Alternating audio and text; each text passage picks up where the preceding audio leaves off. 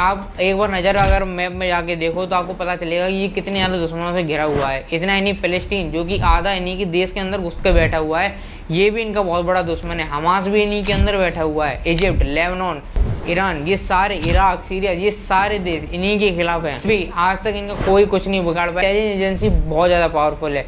इसी की वजह से इन्होंने नाक में दम कर दिया था हिजबुल्लाह के जितने भी ऑफिसर थे और ईरान के जितने ऑफिसर थे उनके, क्योंकि इन लोगों ने ट्रैकर्स लगा दिए थे फ़ोन कॉल्स में, लैपटॉप्स में और जितने भी डिवाइसेस थे। ये लोग जहाँ भी बातें किया करते थे इनके ऊपर एयर स्ट्राइक होना शुरू हो जाती थी। ये लोग कहीं ना कहीं असैसिनेटेड हो जाते थे, ये लोग मारे जाते थे, क्योंकि इनकी लोकेशन इजराइल के पास पहुंच जाती थी। अब इसी की वजह से ये लोग बहुत ज़्यादा परेशान हो गए थे। इसी की वजह से इन लोगों ने सोचा कि क्यों ना ऐसा कुछ करें जिसकी वजह से हमारे जीपीएस ट्रैक ही ना हो पाए।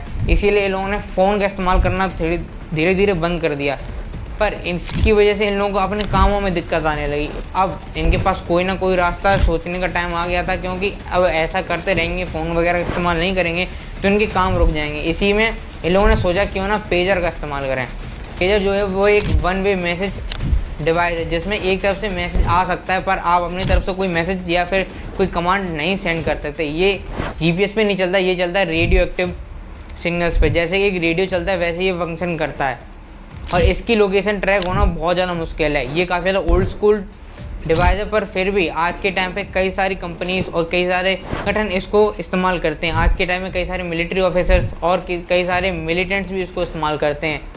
और इतने ज़्यादा अटैक्स हिजबुल्लाह के ऊपर हो रहे थे, इसी वजह से ये लोग सोचते हैं क्यों ना हम लोग पेजर खरीदें। अब मोस्ट ऑफ द कंट्रीज़ में जैसे अमेरिका और ऐसी और जैसे कंट्रीज़ में हिजबुल्लाह को टेररिस्ट ऑर्गेनाइजेशन माना गया और उनको बैन कर रखा है। इसी वजह से ये डायरेक्टली कहीं नहीं खरीद सकते।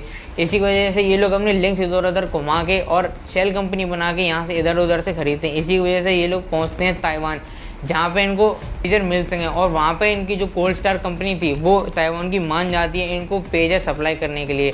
पर ये इसकी भी खबर भी इजराइल को लग जाती है। अब इजराइल कहीं ना कहीं कुछ सोचता है कि कैसे भी करके ये सारी खबर हमें मिल जाए और कैसे भी करके इन पेजेस के अंदर हम अगर कुछ कर दें तो बात बन सकती है। इसी की वजह से इजराइल अपनी एक शेल कंपनी बनाती है BAC नाम की, और वो जाके ताइवान की गोल्ड स्टार कंपनी से मिल जाती है और वो लोग उनसे बात करते हैं कि हम आपके लिए पेजर बना के हम आपको देंगे, जिसमें सारी मैन्युफैक्चरिंग कॉस्ट हमारी होगी, सब कुछ मेहनत हमारी होगी, बस हम आपका ब्रांड यूज़ करेंगे। और इन सब चीज़ों को सुनने के बाद गोल्ड स्टार कंपनी इनके एग्रीमेंट पे साइन कर देती है और थोड़ा बहुत तिगड़े में बैठा के, थोड़े बहुत अपने दिमाग का और अपनी इंटेलिजेंस का इस्तेमाल करके ये कैसे ना कैसे वही 5000 पेजर्स जो हिजबुल्लाह के लोगों को चाहिए थे वही अपने तरफ से बैटरी में बॉम्ब लगा के गोल्ड स्टार को बेच देती है, और वही गोल्ड स्टार 5000 पेजर्स हिजबुल्लाह को ला के दे देती है। अब जैसे ही इनके पास आते हैं और ये लोग इस्तेमाल करना शुरू कर देते, वैसे ही उसी दिन से हिजबुल्लाह के आखिरी दिन शुरू हो चुके थे। अब देखिए इन्हीं सब के बीच में ईरान की तरफ से बहुत ज़्यादा धमकियाँ वगैरह आ रही थी। ये जो 300 ड्रोन्स ईरान ने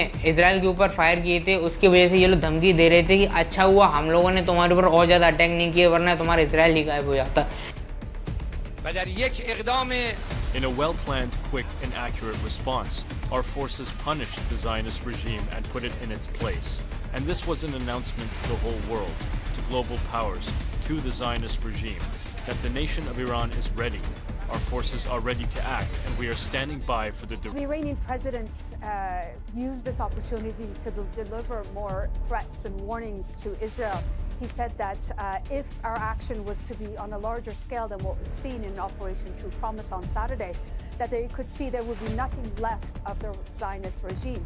He also went on to say that any attack on Iran's soil would be met with a fierce and severe response. क्योंकि इन सारी चीज़ों को इंटरसेप्ट करने के लिए, रॉकेट्स को, मिसाइल को इंटरसेप्ट करने के लिए, ड्रोन इंटरसेप्ट करने के लिए बहुत ज़्यादा पैसा लगता है, और अगर इन सबको ऐसे इंटरसेप्ट करते रहते तो बहुत ज़्यादा पैसा इन लोगों का खर्च हो जाता है। इसकी वजह से एक लिमिट आ जाती, जिसके बाद ऐसा हो सकता था कि अनकाउंटेबल अगर अटैक्स होते तो क्या पता इजराइल को बहुत ज़्यादा मुश्किल हो जाती। इसी की वजह से ईरान ने इन लोगों को धमकी दी थी कि अच्छा हुआ कि हम लोगों ने तुम्हारे ऊपर और अटैक नहीं किए। अब देखिए इसकी वजह से नेतन्याहू जो थे बहुत ज़्यादा गुस्से में आ गए थे। इसी वजह से अब उन्होंने डिसाइड किया कि अब टाइम आ गया है कि हमारे जो नॉर्थ इजराइल में रह रहे थे उनको वापस उसी जगह पे भेजा जाए। इसी की वजह से एक के बाद एक हिजबुल्लाह में जितने भी लोग थे जिनके घर में ये पेजर रखे हुए थे, ये एक एक करके ब्लास्ट होना शुरू हो जाते हैं। मार्केट्स में, ऑफिस में, स्कूल्स में, बसेस में, कार्स में, ये जहाँ भी थे ये सारे एक एक करके इनके हाथों में फटना शुरू हो जाते हैं, गाड़ी में फटना शुरू हो जाते हैं। इसकी वजह से कई सारे लोग मारे जाते हैं। इसी में एक 9 साल की बच्ची भी मारी जाती है। लेकिन जैसा कि मैंने बताया कि ये सारे पेजेस खुद इजराइल ने बनाए थे, इसी की वजह से इसमें तिगड़मबाजी की गई थी। वह ऐसा था कि इसमें एक प्रीसेट मैसेज आया था जिसकी वजह से ये पूरा फोन हीट कर गया था। इसकी मेमोरी फुल हो गई थी जिसकी वजह से हीट करते ही इसकी बैटरी में जो रिएक्शन थी वो स्टार्ट हो जाती है और बैटरी के नीचे जो बॉम्ब लगा था वो फट जाता है। और जब इजराइल की तरफ से एक नोटेड मैसेज भेजा गया अरब की भाषा में, तब ये पेजर्स हीट हो जाते हैं और सबके सामने फटना शुरू हो जाते हैं। ये 5000 पेजर्स थे और कुछ ही दिन के अंदर ये फटना शुरू हो जाते हैं और फटते फटते ये करीब करीब हजारों लोगों की मौत का कारण बन जाते हैं। ये जितने भी लोग मारे जा रहे थे ये आम सिटीजन के साथ साथ ये वो लोग थे जो हिजबुल्लाह में और लेबनान में और ईरान के लिए बहुत ज़्यादा वैल्यू रखा करते थे।